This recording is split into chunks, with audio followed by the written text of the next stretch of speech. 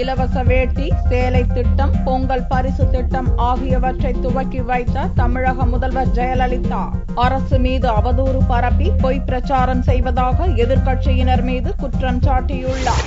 பொங்கல் பண்டிகைக்கு இலவச வேட்டி, சேலை மற்றும் பொங்கல் பரிசு திட்டத்தை நீலகிரி மாவட்டம் குன்னூரில் நடந்த விழாவில் முதல்வர் ஜெயலலிதா சனிக்கிழமை அன்று துவக்கி வைத்தார். தரம் உயர்த்தப்பட்ட சேலைகள் வழங்கப்படுவதாகவும் இதற்காக கூடுதலாக 73.44 கோடி ரூபாய் கூடுதலாக செலவிடப்பட்டிருப்பதாக தெரிவித்த முதல்வர், இவ்வாண்டில் 1,72,24,000 பெண்களுக்கும் 1,72,05,000 ஆண்களுக்கும் இலவச வேட்டி, சேலை வழங்கப்படுவதாக தெரிவித்தார். பொங்கல் பரிசாக 1,84,00,000 ரேஷன் அட்டைதாரர்களுக்கு தலா 100 ரூபாய் ரொக்கம், 1 கிலோ பச்சரிசி, 1 கிலோ சர்க்கரை வழங்குவதற்கு 281 கோடி ரூபாய் செலவிடப்பட்டிருப்பதாகவும் ஜெயலலிதா கூறினார். தனது அரசின் மீது அவதூறுகள் பரப்பி பொய் பிரச்சாரங்களை மேற்கொள்வதாக எதிர்க்கட்சியினர் மீது குற்றம் சாட்டிய ஜெயலலிதா, தமிழக மக்களுக்கும் தமிழகத்துக்கும் இன்னும் நிறைய செய்ய வேண்டிய பணிகளும் கடமைகளும் இருப்பதாகவும் அவற்றை நிறைவேற்ற வேண்டுமானால் இந்திய அளவில் மாற்றம் ஏற்படுத்த தமிழக மக்கள் உறுதுணையாக இருக்க வேண்டும் என்றும் கேட்டுக் கொண்டார்.